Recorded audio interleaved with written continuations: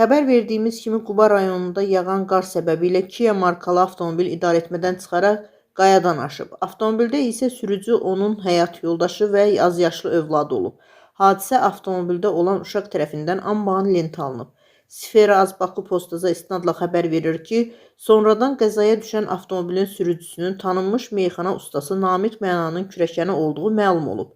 Yaydığımız video görüntülərdə qışqıran qadın meyxanaçının qızı, hadisəni çəkən azyaşlı isə Namiq Mənanın nəvəsidir. Məlumata görə Namiq Mənanın qızı ixtisasca ingilis dili müəllimidir və hazırda məşhur liseylərdən birində pedaqoji fəaliyyət göstərir. Baku Postazın ictimailəşdirdiyi hadisə cəmiyyətdə böyük rezonans doğurub.